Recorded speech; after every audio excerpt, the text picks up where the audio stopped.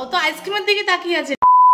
নমস্কার বন্ধুরা, আজকে ব্লগটা কিন্তু আমি এখান থেকে শুরু করছি। তোমরা দেখলে যে আগে আমি চলে গিয়েছিলাম হচ্ছে মাসির বাড়ি, সেটাই দেখলাম। তো মাসির বাড়ি দাঁড়িয়ে রয়েছে, ওরা গেট খুলবে তাই ওরা উপরে রয়েছে, নিচে এসে গেট খোলা অব্দি আমার নিচে দাঁড়িয়ে রয়েছে। আর রামনবমীর সঙ্গে সঙ্গে কিন্তু আবার ছিল রবিবারই, তো রাস্তাঘাট ফাঁকা ছিল, তো তাড়াতাড়ি পৌঁছে গিয়েছিলাম। মিছিল বেরিয়েছিল, তো রাস্তা পুরো ফাঁকা ফাঁকা, আর চারিদিকে হচ্ছে পুলিশ পোস্টিং ছিল। তারপরে মাসির বাড়ি ঢুকে গেলাম।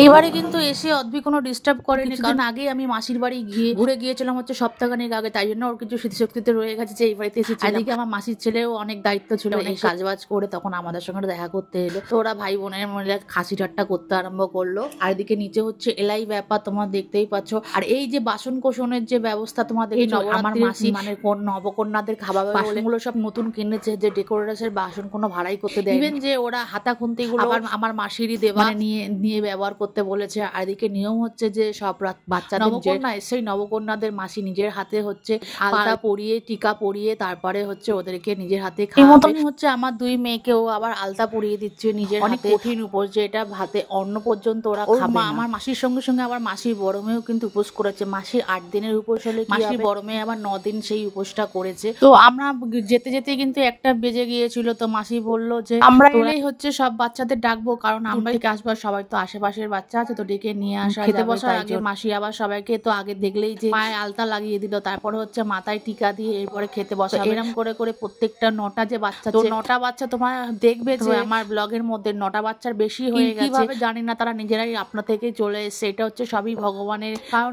প্রত্যেকবারে আমার মাসি 9টা বাচ্চা বলে এলেও কি হবে, তার থেকে বেশি বাচ্চা চলে আসে। খাওয়া দাওয়ার পালা, তো সবাইকে খেতে ব্যবস্থা দিয়ে দিল। আর বাচ্চাগুলোর বয়স হচ্ছে 9 মাস থেকে হচ্ছে 12 বছর পর্যন্ত। আমার ছোট মেয়ে আর বড় মেয়ে কিন্তু 9 মাস বয়স থেকেই খাচ্ছে, কারণ আমার মাসিরা প্রত্যেক বছরই তো করে থাকে। মাসির 2 মেয়েও করে থাকে। এক মেয়ে এখন ব্যাঙ্গালোরে রয়েছে বলে ওখানে বসেই করছে। আর এইবারে হচ্ছে মাসির সঙ্গে মাসির বড় একসঙ্গেই করছে, যার জন্য হচ্ছে ডিভাইডেড হয়নি এক জায়গায়। আর আমরা সবসময় যেতাম হচ্ছে মাসির বড় মেয়ের বাড়ি। যেহেতু আমার বাড়ির পাশেই থাকতো, তো ওর বাড়িতে যেতাম বেশি।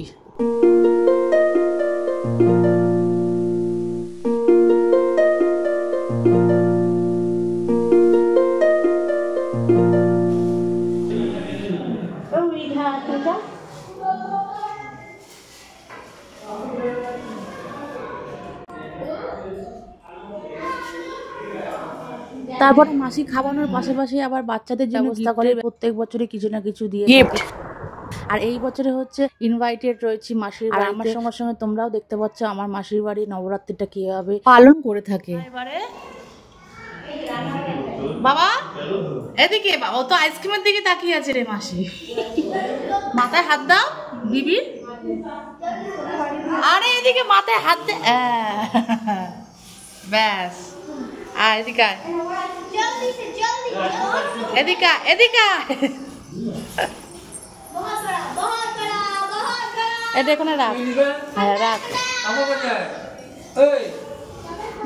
আর এই ছোট মেয়ে হচ্ছে এতগুলো বাচ্চার মধ্যখানে এই প্রথম তোমার সবার সঙ্গে বসে খেলো। আর এদিকে হচ্ছে মানে আশীর্বাদ করবে কি আমার মাসিকে, আইসক্রিম দেখেই অবাক হয়ে গেছে। আর এই প্রত্যেকজনকে খাইয়ে তারপর নিজে খেতে বসো। আজকের এই ব্লগটা তোমাদের কেমন লাগলো কমেন্ট সেকশনে কমেন্ট করে জানা, ভালো লাগছে শেয়ার করে দেবে।